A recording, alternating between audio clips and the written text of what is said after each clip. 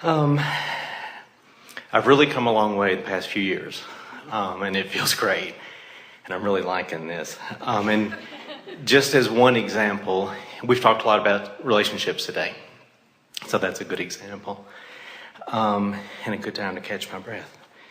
I came into 2005 with an intention of shifting a relationship perspective from being a need to a want.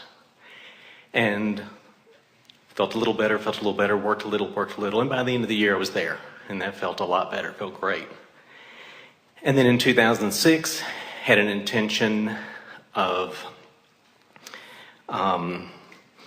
being very happy as is, being very happy being single, just liking that and soaking in what life had to offer, where I was at that moment. So that's a pretty good moment, isn't it? Satisfied with where I am and eager for more. That turned out to be an incredible moment, yes. And that felt so good that coming into 2007, I felt like, wow, I mean, I knew before, but this is one example of this is what alignment feels like. And I could just feel it. And in the absence of a relationship, no discord?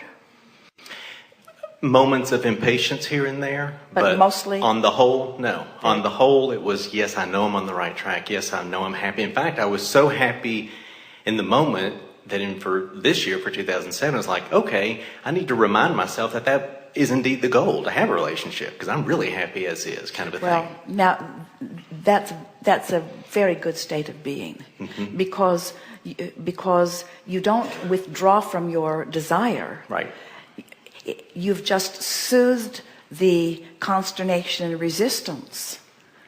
In other words, a lot of times people think that if they're not hurting over something, that they've stopped wanting it because they're so accustomed to feeling bad about the things they want. Right. So this is really a good state of being. And before I learned of your processes, and for a long time now, since learning about your processes, that's the path I've been on. And it just feels better and better and better, and feels better. And you know, better than I ever thought it could.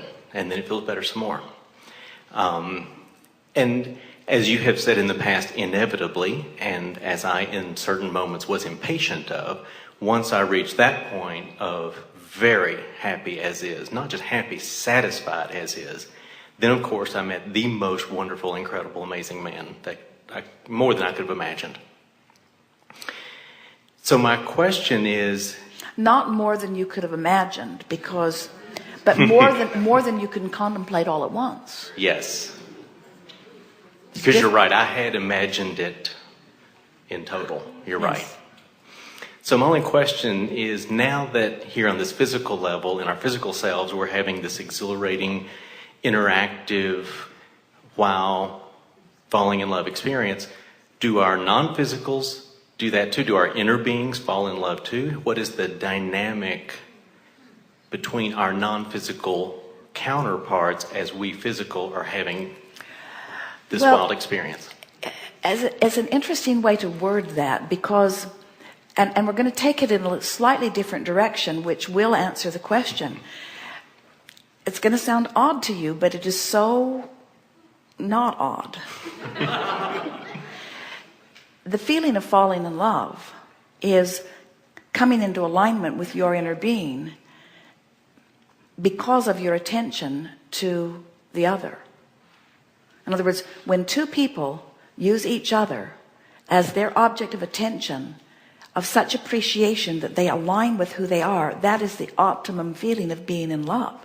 So the odd part is you're not really in love with them, you just use them as the excuse to become in love with you. Mm-hmm. You're quite smart that you got that.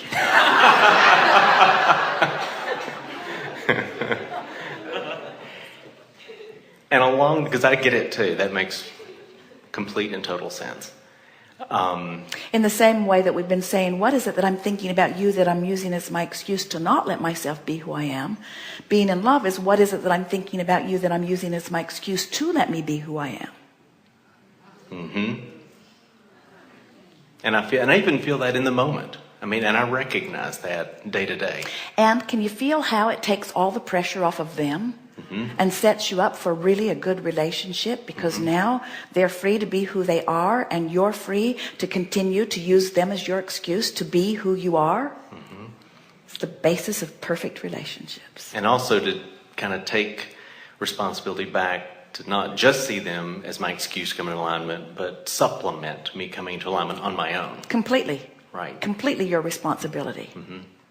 So where do they come into it? So now, two people doing that doesn't get any better than that.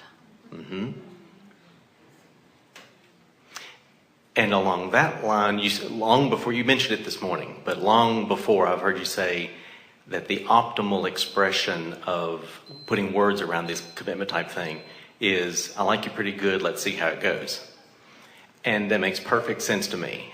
And in fact, even before or without Abraham teachings, that is kind of his stance too. And I'm really glad I heard it from you first, and I learned what that was.